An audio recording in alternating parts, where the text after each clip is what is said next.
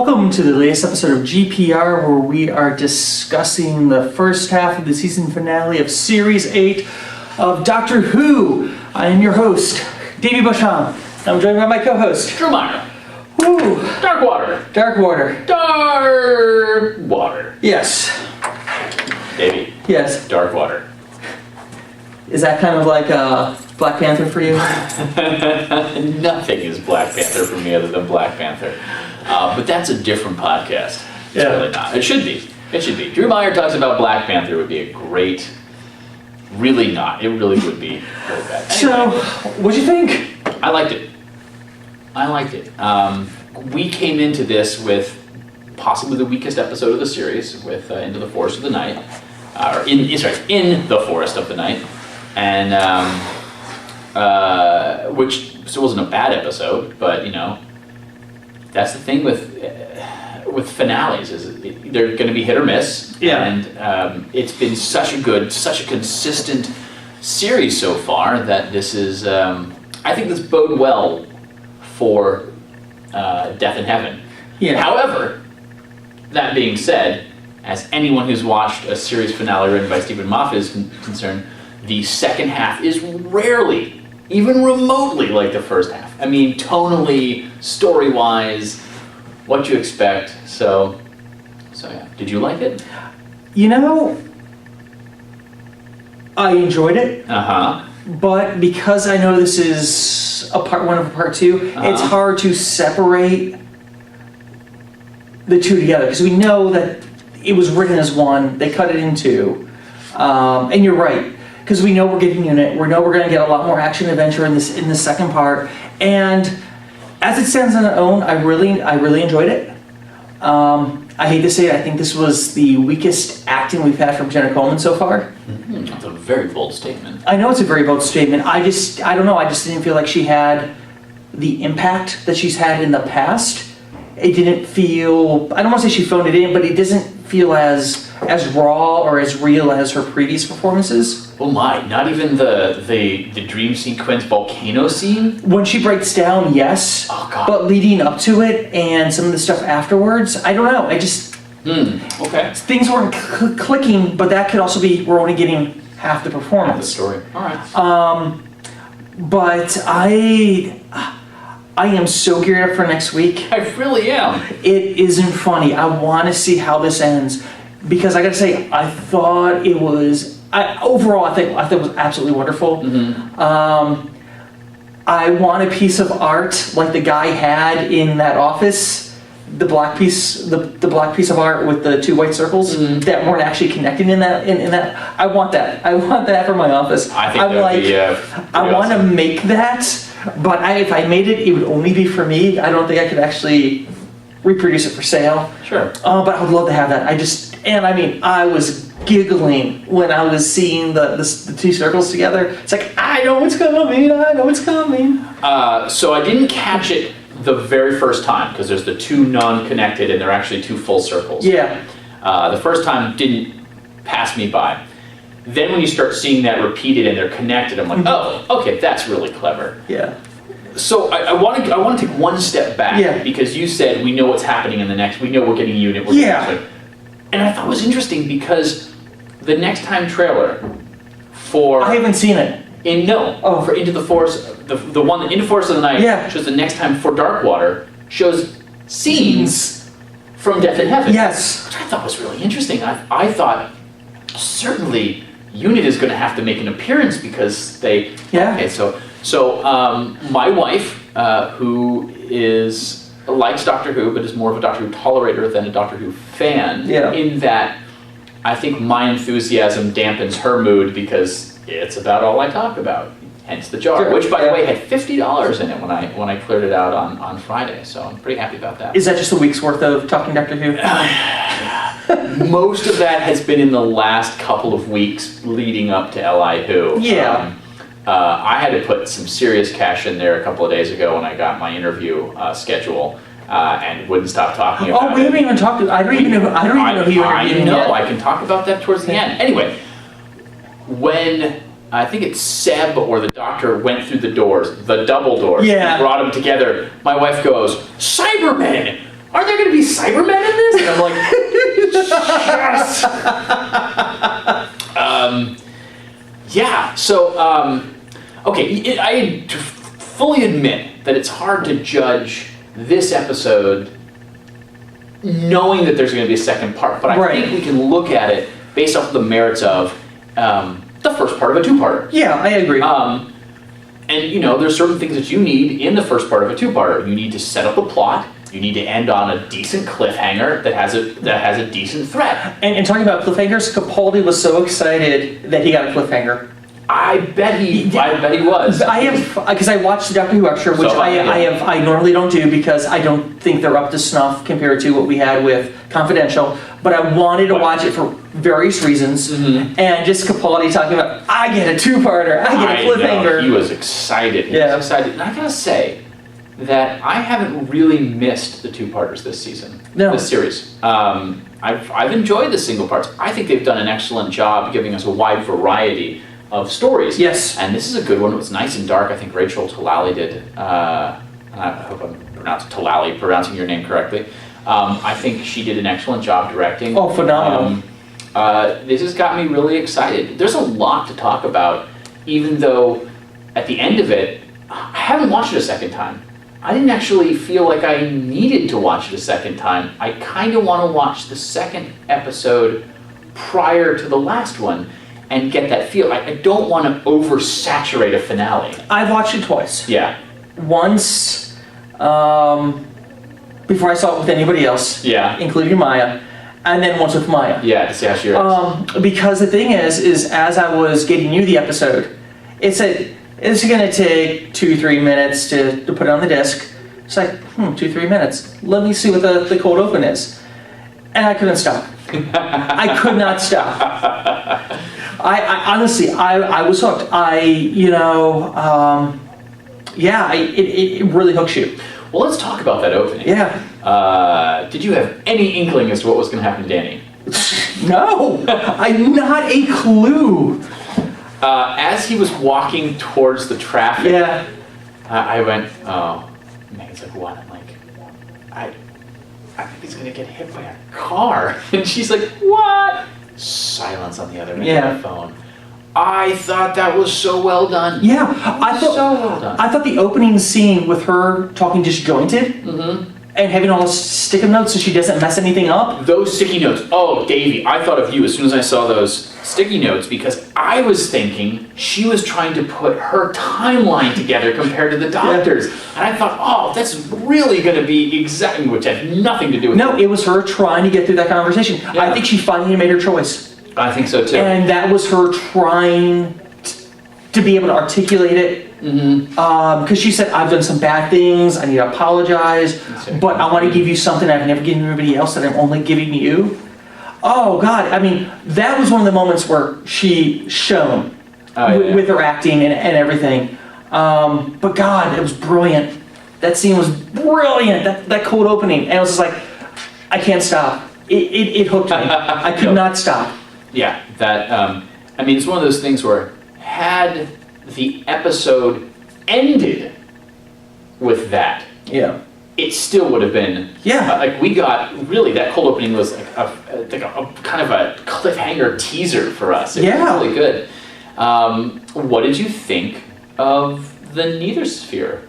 I think it's brilliant. Yeah. And I honestly, I think it's absolutely brilliant. I mean, I'm surprised we haven't had something similar to that before, especially increasing of the Cybermen. I mean, it's brilliant. If you really look at what they're doing, they're taking the dead, they're turning them to Cybermen, but before they return the consciousness back to the robot, they are forcing them to delete their own emotions to make the choice to become a Cyberman without actually realizing that they're becoming Cybermen. It was effing brilliant. What I think is interesting is this is the Cybermen. I feel like Moffat is doing for the Cybermen what he did for Asylum of the Daleks, is he's taking it to a level and making it a little scarier. This is not our Cybermen. This is not the Cybus Cybermen. This is not the classic Cybermen. This is basically zombie Cybermen. I think they're more, they've been moving towards the more robot, less human, which admittedly I prefer. 10th planet Cybermen. I love that idea. Oh, I they're love the creepy. human hands. I Yeah. love the mouths. I dig that. And after that poor showing with Nightmare in Silver? Yes. I keep on wanting to say Silver Nemesis. I don't know why. With that creepy showing of Nightmare in Silver, or poor showing of Nightmare in Silver, I think the Cybermen really did need, because I like the look of them, and I like this idea that they are an unstoppable army. I love the idea of an army that outnumbers the living. I like almost everything they did with it. I would have liked a little something with this. The idea of the Nevosphere being part of the Matrix, which is something that you and I don't think had ever really talked about, but I had heard people, especially some very classic fans, bandy about. And I think that I didn't consider it because thinking that would require a lot of explanation as to the history of the show. Yeah. And what Doctor Who has been doing recently is, while it does tap into, it's been tapping into by just simply nods. Yeah. And that's good. I think it's, it's not too steeped in its own history. But having the Matrix in there is really cool, and I now have forgotten the point. Oh, I know what it was. 3W as a company. Yeah. I would have liked, I think, to have seen it mentioned in prior episodes as a build-up to make it a little bit more malevolent. But I think the thing is we're not supposed to know when this was taking place. Because I almost thought that this whole 3W thing was all in the future.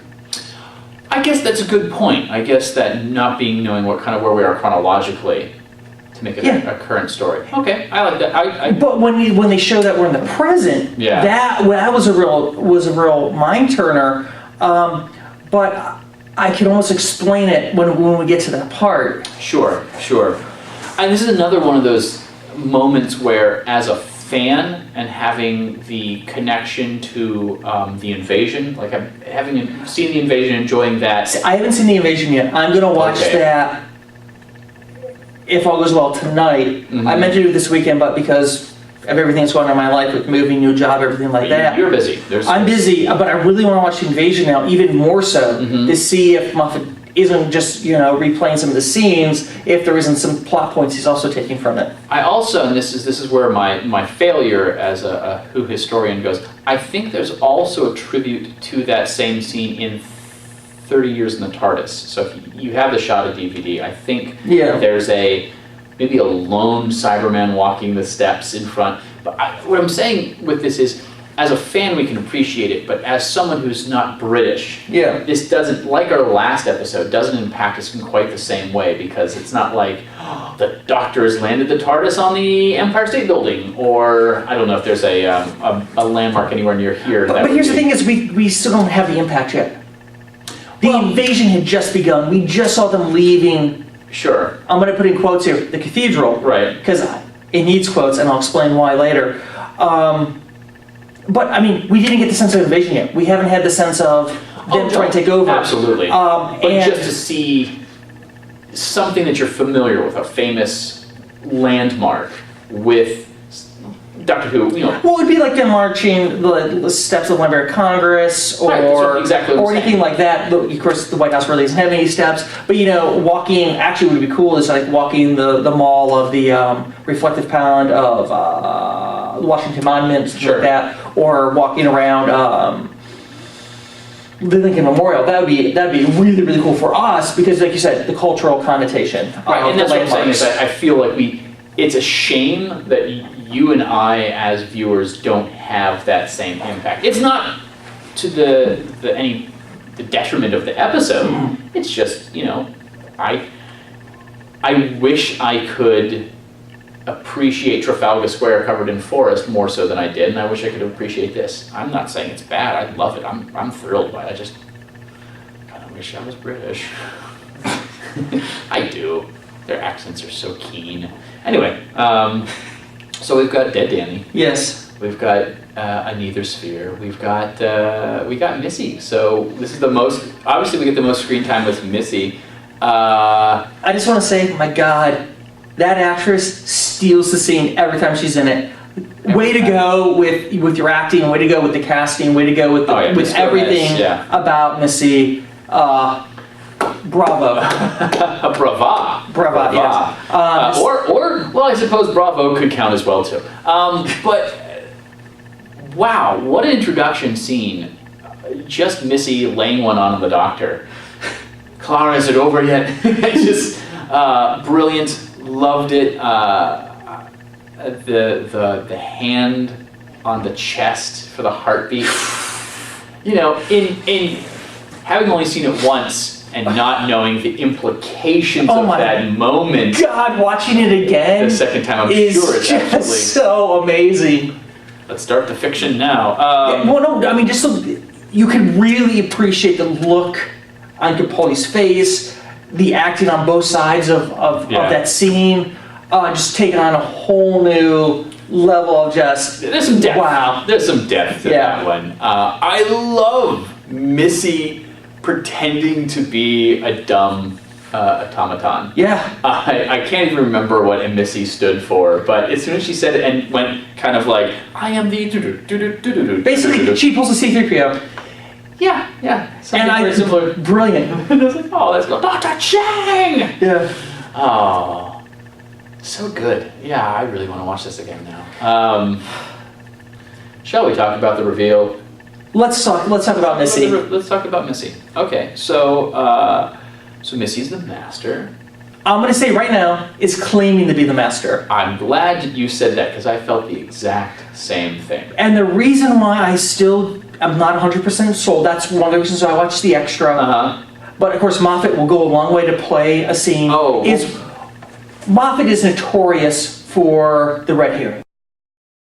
Oh yeah. And what bothers me, the reason why I'm still not sold that it's the master, is that you've left me there to die, is what she says. He didn't leave the master. The master forced him away. Oh, in End of Time? In End of Time. And unless, of course, this is a pre-End of Time master, which is a possibility. We don't know where this master could be coming from. That's true. Just that line still has me wondering, is this really the master?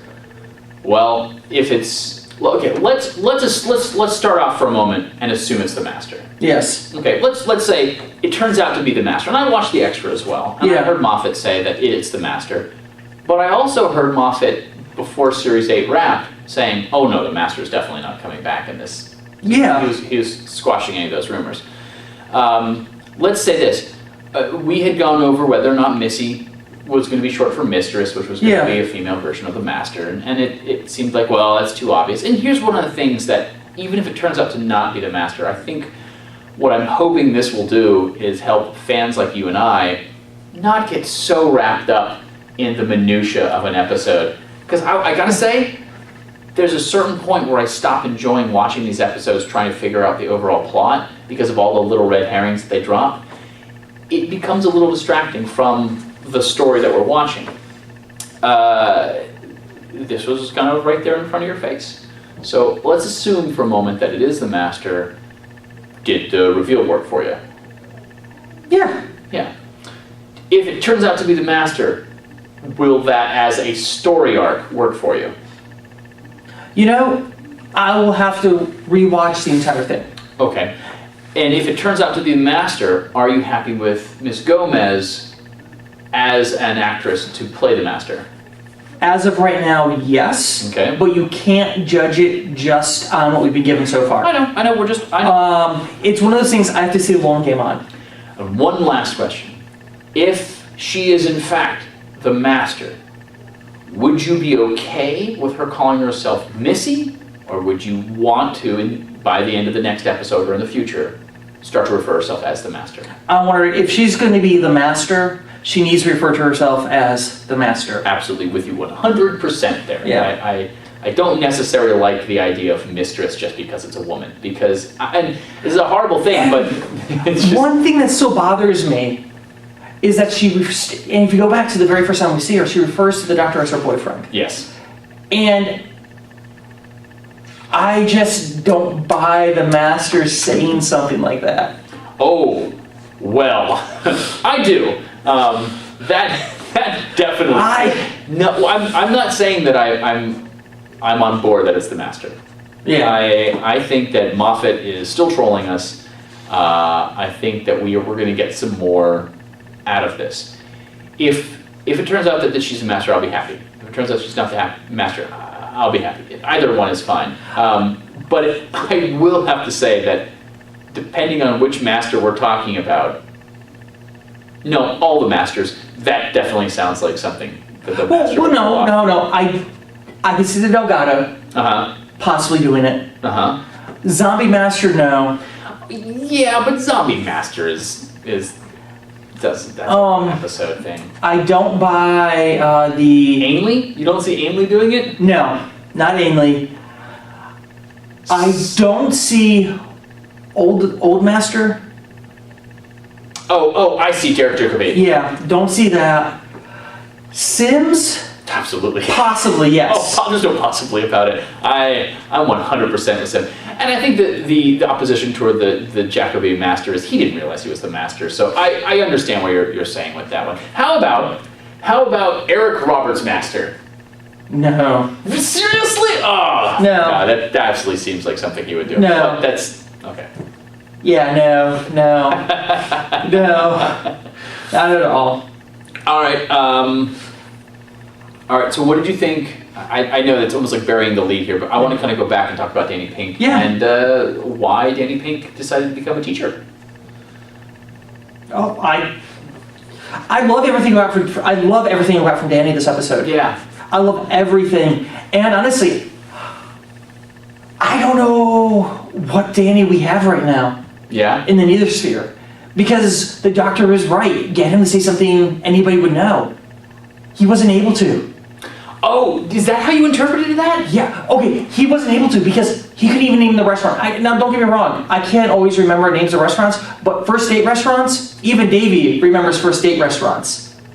But I thought it was incredible that he did not want her coming after him, and so he said, "I loved you one last time." Okay, good. I want to make sure that you're on board with that. That's how I interpret it. That is how I interpret it, but I don't know if we got all of Danny there. That's possible. I don't know if the download fully worked. Because here's the thing, one thing we do know, they have to rescue Danny. Danny is rescued. Because Danny does carry on the bloodline somehow with somebody. Oh, you're saying with Orson Pink? Right. Well, that is certainly a Moffat thing, but if we don't know that Orson Pink is a fixed point in time, this is one of those things that can be argued, it is possible that that timeline never happens. And that is a good red herring because it's a red herring, a future red herring. Yeah, but here's the thing is, I would think that in a way it was sort of a fixed point, but of course we know fixed points can be changed all the time. It happens all the time in Doctor Who, it doesn't really matter. But the fact that he was the first human time traveler, I think is a pretty big deal. I agree. And the fact that they couldn't find parents in the Neither Sphere, so that tells you they've only been pulling the dead for a certain amount of time. Yeah, that is true. That's a good point. I mean, there's a lot going on there. We're dealing with definitely a fixed point in time in which the Cyberman or the Master has been doing this to the dead. That's true, and we also don't know how much of Seb's kind of narrative is a front. So, he's selling you something. So we couldn't find your family could either mean that, yes, your family could very well be here in the Neither Sphere, or it could be that we just started this a week ago. Who knows? Question. Yes. I feel really bad here, has he actually traveled in the TARDIS? No, he has never traveled in the TARDIS. Has he been inside he's been inside the TARDIS? He was in the Caretaker, but he never traveled in it. What about in the Forest of the Night, or wherever that episode was called? But was he in it? He was in it briefly because he found that stack of... so I'm wondering if the reason why he wasn't fully downloaded was possibly because he was in the TARDIS at some point. At some point. There's something that's going on that I think that stopped all of Danny from being there. So I'm excited. I'm excited to see what comes next. There's a lot of possibilities, and it feels like in many ways when we were getting ready for the episodes 1 through 3 of Star Wars, and we all came up with these grandiose, amazing ideas that were intricate, and it turned out to be poop, to put it mildly. So it's kind of interesting to build up all these ideas. I don't want my expectations to get too high. I'm just really looking forward to it. But what I'm not looking forward to is watching it on BBC America. Because, I'm going to have to watch it the night of at the convention, and it's going to be, I don't know how many hundreds of us packed into a room watching it on a movie screen. You're going to see it before me? Why is that? I probably won't see it till Sunday. Oh, that's right, because you're going to be at the convention. Yeah. Yeah. I don't even know where I'm staying yet. I gotta look for hotel rooms now because I thought I might have an apartment, so I stopped looking for the hotel rooms. And I know by this weekend I would not have a home yet. The living. That's going to be a little tricky for you. I'm Yeah. Is there anything else we want to talk about? Oh, but I'll say, one thing I want to say about the speculation for this season overall has been fun. Oh, yeah. I haven't felt like I've been ripping my head out, banging it against a wall. It doesn't seem as... annoying as trying to figure out about Clara's mother from Series 7. Oh my god, yeah. And here's the thing. We still have to wonder, is Missy the one that actually told Clara to call the doctor? Certainly is interesting. And that's part of why I'm not 100% sold on Missy as the master. Yeah, no, it's just like, there's so much potential. I mean, honestly, this could be where we bring back Ramona, even if this is the master. Mm-hmm. God, wouldn't it be cool to also get Ramona back, Well, as a counterpoint. As a counterpoint. Yeah. Yeah, I would... Because here we now know one very important thing. We have Gallifrey back. Yeah. We definitely have Gallifrey back because the Master could not return if we didn't have Gallifrey back somewhere. And that also tells us if the Master's able to leave and go wherever he wants. Oh, that's what I want to talk about before I forget. Okay, the cathedral. Uh-huh. I don't know if it's actually the cathedral or not. Okay, what do you think? The TARDIS, the Master's TARDIS. Uh-huh. Because think of how much was inside that cathedral. All those tombs. That's true. It was definitely larger on the inside. Yeah, that's true. You're absolutely right. Oh, that would be a lovely thing to have that be the Master's TARDIS. I know, wouldn't it? Yeah, it's good. It's a very good point. I didn't even think about that. Oh man. I did because I'm like, because you mentioned it, but yeah. It's too big on the inside. Because if we have the Master really needs his TARDIS. The Master does, and it's true. And here's the thing: this is me being nerdy and like pulling at straws.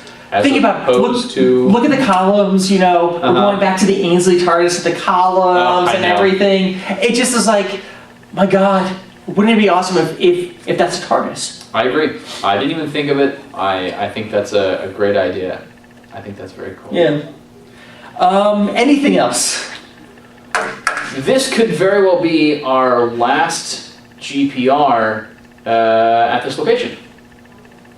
Yeah? Well, no, it is the last GPR at this location.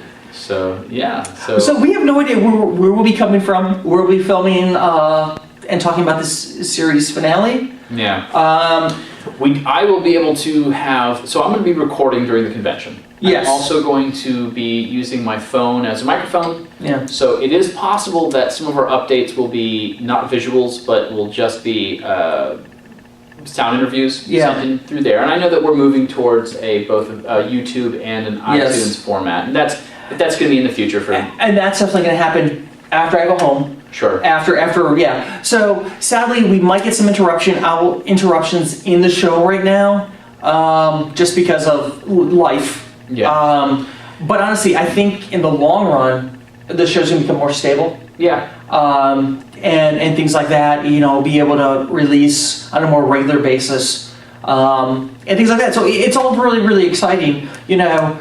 I probably won't say we're going to get stable until at least after January. Once 2015 hits, we should be ready to go with all the new formats, all the changes, all the tweaks. We'll know how we're recording. We'll know how we're doing things. So it's really exciting. Yeah, I agree. I'm excited to do this, and I think it's kind of cool to start this new format off with with some convention stuff. Yeah. I want to go over my convention schedule. Not Yeah. schedule. That's too complex. But just the interview schedule. Yeah. Because here's what I'm asking. Depending on when this episode goes out, I need you to keep in mind before I read you these names, because I only have 5 minutes with each of these folks. Okay.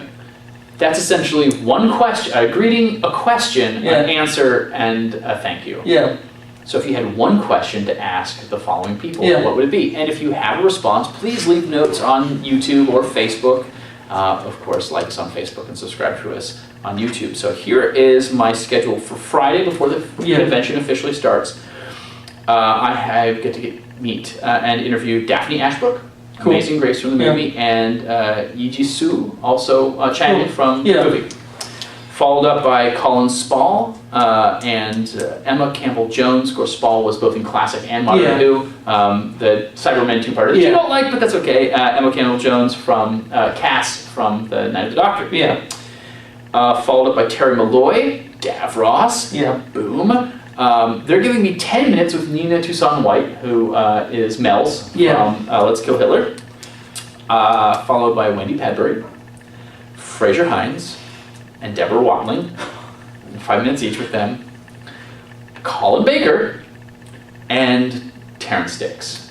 So Nice. I have one question each. Yeah, basically, all you need to do with all those is have them say, Davey, we are so sorry we heard you cannot be here this weekend. Hopefully you'll get a chance to meet us next year or at another convention. That's all you need to get all of them to say, and we'll be good to go. I'm sure.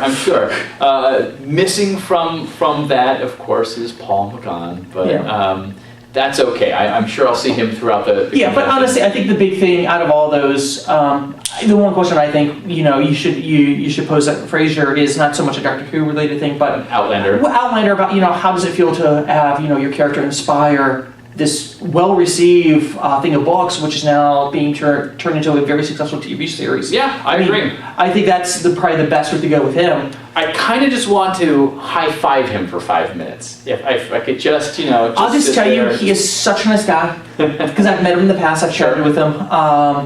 Lovely man. Cool. Well, I'm looking forward to it. It's my first Doctor Who convention. Giddy does not describe it. So, that's all I got. I'll be there next year, hopefully. Yeah, If I all hope goes so well. too. Yeah, well, they're moving to a new hotel. I think they've announced. So cool. a bigger one, because it's sold out again. Well, make sure you give me information. I've got it. I will, in fact, I will everything. give you the information as soon as we're done with this. Cool. They have it. So I guess this is GPR signing off for our last time at the Lexington Public Library. All right. Ladies and gentlemen. Peace.